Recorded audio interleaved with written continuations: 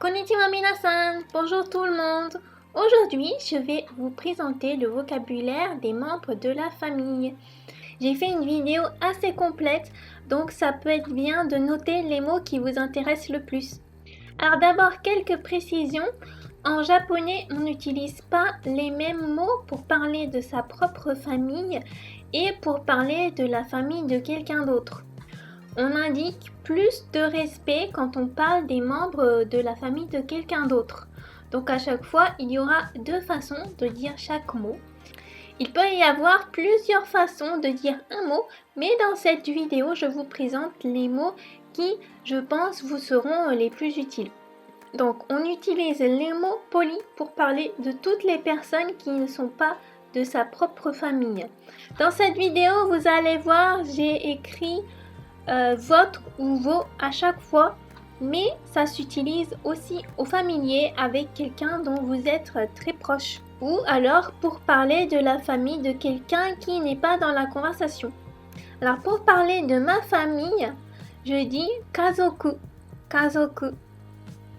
Et la famille de quelqu'un d'autre, gokazoku, gokazoku.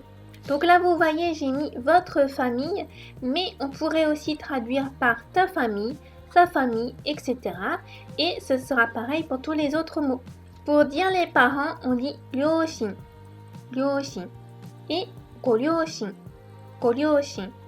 Pour la famille de quelqu'un d'autre. Pour la mère, j'ai dit haha, haha. Ou okaasan, okaasan. Le père, ça se dit chichi, chichi. Ou otosan, otosan.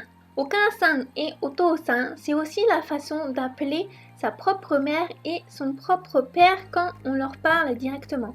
Donc c'est comme maman et papa en français. Pour les grands-parents, on peut dire sofubo, sofubo. Et quand on parle de la famille de quelqu'un d'autre, il n'y a pas de mot en particulier. Donc on pourra dire grand-père et grand-mère, oji-san to oba-san. On va voir ces mots tout de suite. Pour parler de ma grand-mère, je dis sobo, sobo. Et sinon, oba-san, oba-san. Faites bien attention au long A. Pour le grand-père, c'est sofu, sofu. Ou oji-san, oji-san. Encore une fois, attention au long I, oji-san. Et pour appeler ses grands-parents quand on leur parle directement, ce sera encore le mot poli. Donc ma grand-mère, je l'appelle Oba-san et mon grand-père Oji-san. Ce sera comme mamie et papy en français. Pour les petits-enfants, on dit mago, mago. Et pour les petits-enfants de quelqu'un d'autre, omago-san, omago-san. Donc à chaque fois, ça peut être au singulier ou au pluriel. Le couple marié, ça se dit fufu, fufu. Ou gofufu, gofufu. Pour parler de mon mari, je peux dire otto, otto. Ou alors danna, danna. Et le mari de quelqu'un d'autre, goshujin, goshujin. Ou alors danna-san, danna-san. À chaque fois, les deux sont courants. Pour parler de ma femme, je peux dire tsuma, tsuma ou kanai, kanai. Et la femme de quelqu'un d'autre, ce sera okusan, okusan. Les enfants, ça se dit kodomo, kodomo ou okosan, okosan. On peut aussi dire kodomo pour parler des enfants en général. Le fils, ça se dit musuko, musuko ou musuko-san, musuko-san. La fille, musume, musume ou musume-san, musume-san. Frères et sœurs, ça se dit kyodai, kyodai ou gokyodai, gokyodai. Donc par exemple, si on veut demander à quelqu'un, avez-vous des frères et sœurs, ce sera ce mot qu'on utilise. Alors le petit frère, ça se dit ototo, ototo ou ototo-san, ototo-san. Le grand frère, c'est ani, ani ou oni-san, oni-san. Pour appeler son grand frère quand on lui parle directement, on l'appellera oni-san. Il n'y a pas de façon particulière d'appeler son petit frère, on l'appelle juste avec son nom. Petite sœur, ça se dit imoto, imoto ou imoto-san, imoto-san. La grande sœur, c'est ane, ane ou one-san, one-san. Comme pour le grand frère, pour appeler sa grande sœur quand on lui parle directement, on l'appellera One-san. Mais il n'y a pas de façon particulière d'appeler sa petite sœur, on l'appelle juste avec son nom. Généralement, on ne dit pas juste frère ou sœur, on précise si il est ou elle est plus âgé ou plus jeune. Pour parler de mon oncle, je dis Oji, Oji ou Oji-san, Oji-san. Faites bien attention, cette fois le i est court, Oji-san. Il y a deux façons d'écrire le mot en kanji. La première façon, c'est si l'oncle est plus âgé que notre parent. Et la deuxième façon, c'est si l'oncle est plus jeune que notre parent.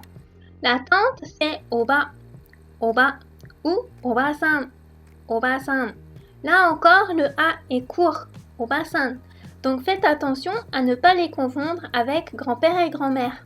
Encore une fois, il y a deux façons d'écrire le mot en kanji. La première façon, c'est si la tante est plus âgée que notre parent. Et la deuxième façon, c'est si elle est plus jeune.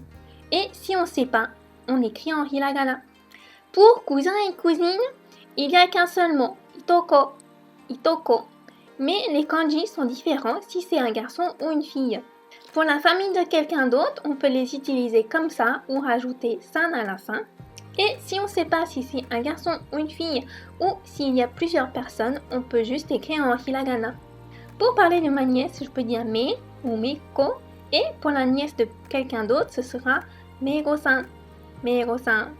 Pour mon neveu, c'est oi ou oiko. Et le neveu de quelqu'un d'autre, oigo-san, oigo-san.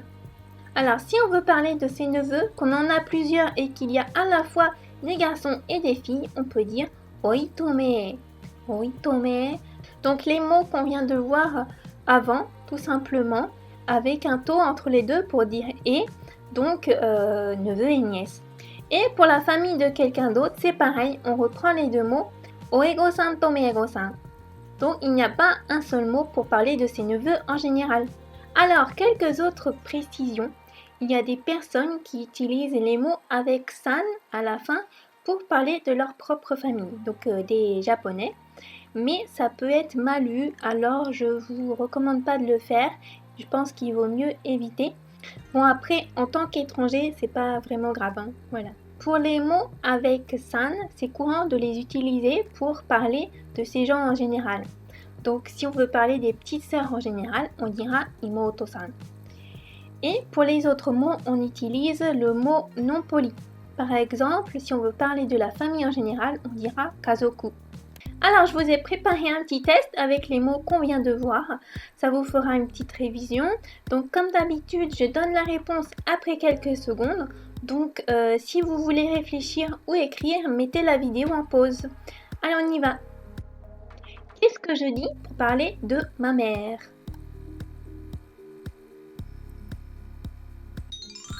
Haha, haha. Je parle avec mon ami Naoki à propos du père de notre ami Shun. Qu'est-ce que je dis?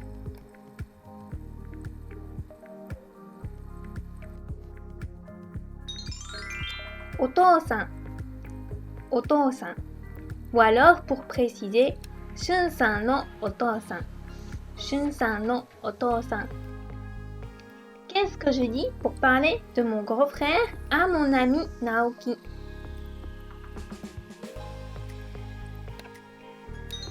Ani, Ani. Qu'est-ce que je dis pour parler du grand-père de mon collègue?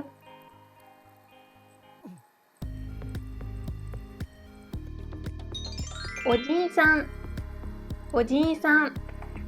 Donc faites bien attention, là le i est long. Oji-san. Qu'est-ce que je dis quand je parle de ma petite sœur?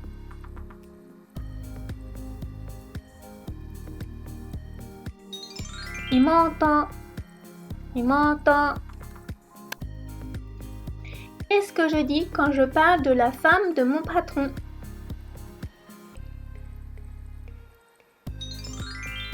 Okusan, okusan. Qu'est-ce que je dis pour parler de mon oncle à mon collègue?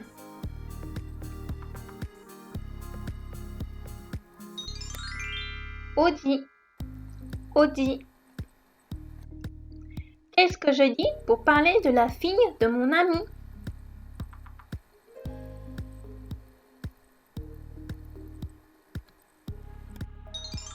Musume-san. Musume-san.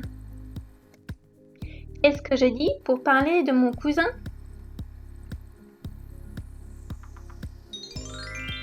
Itoko. Itoko.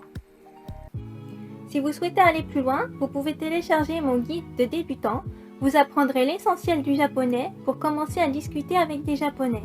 En même temps, vous vous inscrirez à ma newsletter pour recevoir tous mes conseils, mon contenu en avant-première et des réductions à ma formation.